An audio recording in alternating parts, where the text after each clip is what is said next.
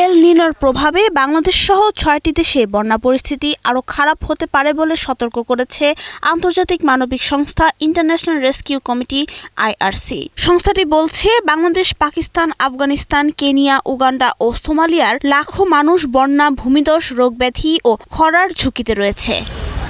IRCর এক বিবৃতিতে বলা হয়েছে, বাংলাদেশের চলমান মৌসুমি বৃষ্টিতে ইতোমধ্যে প্রাণহানি ও মানুষের বাস্তুচ্যুতির ঘটনা ঘটেছে। এল নিনোর প্রভাবে আগামী মাসগুলোতে ভারী বৃষ্টি ও বন্যার ঝুঁকি আরও বাড়তে পারে। সংস্থাটির জরুরি পরিস্থিতি বিষয়ক কর্মকর্তা বব কিচেন বলেন, দুর্যোগ মোকাবিলার সক্ষমতা কম থাকা এলাকাগুলো সবচেয়ে বেশি ক্ষতিগ্রস্ত হওয়ার আশঙ্কা রয়েছে। বিশ্ব আবহাওয়া সংস্থা এবং যুক্তরাষ্ট্রের ক্লাইমেট প্রেডিকশন সেন্টার জানিয়েছে, এল নিনো দ্রুত শক্তিশালী হচ্ছে। অক্টোবর থেকে ডিসেম্বরের মধ্যে এর প্রভাব সবচেয়ে বেশি দেখা যেতে পারে। বাংলাদেশে ৫ জুলাই থেকে টানা ভারী বৃষ্টি হচ্ছে। আবহাওয়া অধিদপ্তরের তথ্য অনুযায়ী মাসের প্রথম ১১ দিনেই জুলাইয়ের মোট স্বাভাবিক বৃষ্টির প্রায় ৭৫% হয়ে গেছে। আবহাওয়াবিদদের মতে, সক্রিয় মৌসুমি বায়ু, উত্তর পূর্ব বঙ্গোপসাগরে সৃষ্ট নিম্নচাপ এবং এল নিনোর প্রভাব মিলেই এই পরিস্থিতি তৈরি হয়েছে।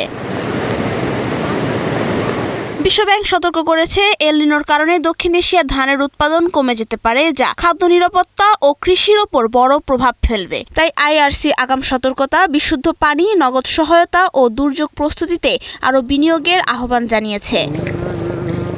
নাবিলা রহিম, সময়ের আলো।